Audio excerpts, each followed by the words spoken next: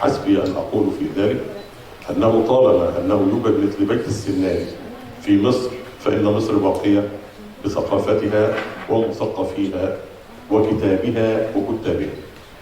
في هذا المربع شكر موصول للأستاذ الدكتور محمد عفيفي على هذا الطرح المحترم المتناسق المتناسق. وإن كانت الفترة الزمنية التي قضاها بين أروقة المؤلفات التي وصلت الآن إلى 10 وليس 7 لم تكن كافية لاستطلاع ما تم فيها بأكمله، بدليل أنني أحد شخوص هذه المطبوعة. المحور الثاني مرورا على ما تم هو ما يتعلق بالتفات الدولة للمثقفين. تقف مصر مرفوعة القامة والهامة بقيادتها السياسية في إطار بناء البشر مع بناء الحجر، يتجلى ذلك في معرض الكتاب رقم 53 الذي يحضره 1073 ناشر من 51 دولة وسط جائحة شرسة تجتاح العالم. وكون الدولة لا زالت تعطي منح التفرغ ويبدع أبناءنا وإخوتنا من المثقفين والمبدعين، فإن هذا دليل دامغ قاطع على أن الدولة تتبنى بناء البشر مع بناء الحجر في الجمهورية الجديدة التي فتح المولى تبارك وتعالى علينا بها في ظل القيادة السياسية الحالية.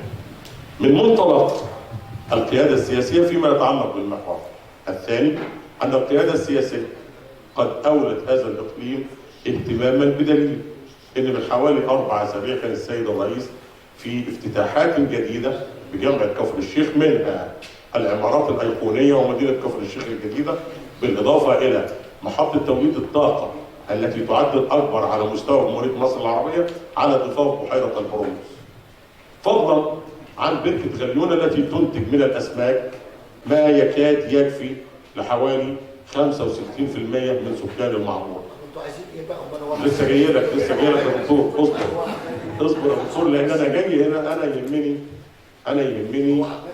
انا يهمني تصدير موقع هذا الاقليم وتفرغه. الموسوعه دي اللي كتبها الاستاذ صبري الشرنوب العطوي ليست ترجمه لاقليم محلي فحسب، بل هي سردا لتاريخ عوائل وقبائل اتت من شتى بقاع الارض لسكن هذا المكان، تميزوا فيه بالعبقريه، لعبقريه المكان وطبيعه الطقس والجو الموجود فيه. مساله جد خطيره، زي ما حضرتك قلت 20-30 دوله قيل ان سيدنا ادم ولد فيه، انما حضرتك خد مني التفصيل التاريخي ده. انما لا مهتم بالثقافه وليا كتابات من فتره، وعندي مكتبه على مسطح كامل. المستشار محمد الأجرود من بلطيم. ايوه انما قاعد في اسكندريه، انما ما اقدرش انسى بلدي ولا اهلي كفلاح من وسطهم، لان مصر كلها مقرونه واحد من الاثنين، يا فلاح يا صعيدي. الوسط بين الاثنين هتبقى مساله مشكوك فيها بقى، عايزه حديث طويل باعتبارك احد اساطير التاريخ في مصر.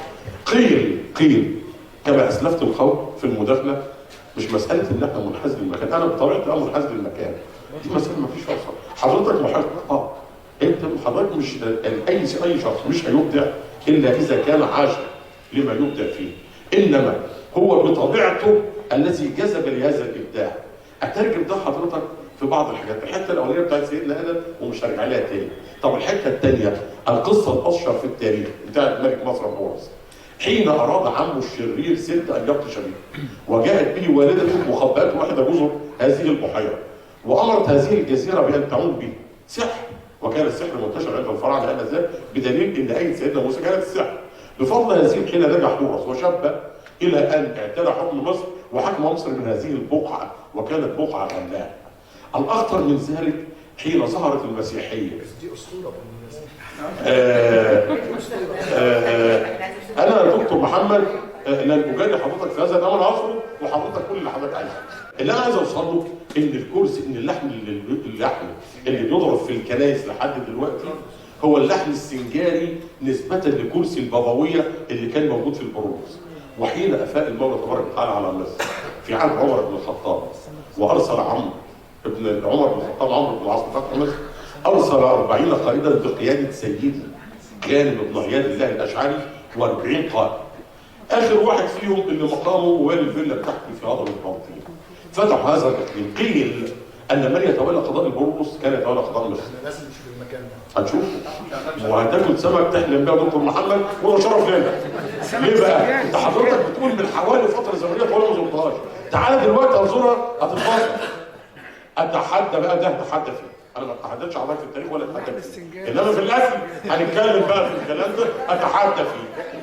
الدعوه عامه لفريق العمل ولوزاره الثقافه بمناسبه تكريم الاستاذ صابر الشرنوبي والوقت متاح لكم، بس المطلوب قبلها باسبوع هتقولوا لنا وحضرتك على راس العمل والا هيبقى فيه اعتذار.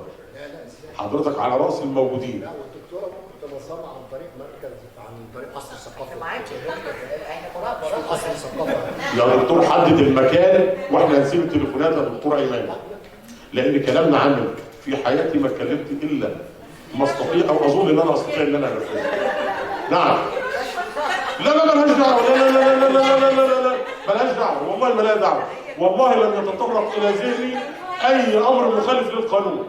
رؤيه المكان هيعكس الامر بعد كده في كتاباتكم كلكم. انا جاي يا دكتور، انا عايز استميل فكره الدكتور محمد عفيفي والدكتوره ايمان نجم. عايز استميل الافكار النيره دي لصالح مصر ولصالح هذا الاقليم. انا بتكلم، انا عايز اقول لحضرتك حاجه. انا قلت الكلام ده في فتره من اللقاء فضائي، لو حضرتك لما هتحط الاسم وتدخل على اليوتيوب هتلاقي اللقاء فضائي يعني. انا قلت في احد اللقاءات ان الاقليم ده بما انعم الله عليه من مقومات ومقدرات يستطيع ان يسدد نصف ديون مصر. وهو كتبها. بيطلق عليها دكتور محمد، بيطلق عليها محافظه الامل والمستقبل. عايز اقول لحضرتك حاجه، ان الارض دي قيل ان فيها ارض تسمى ارض الصالحين، ارض مسطرو اللي هي مسطرو دلوقتي. قيل ان من يتولى قضاء البرولوس كان يتولى قضاء مصر. حسبي في هذا ان الامام السخاوي اكبر محدثين صاحب كتاب الضوء اللامع هو احد ابناء هذا الاقليم.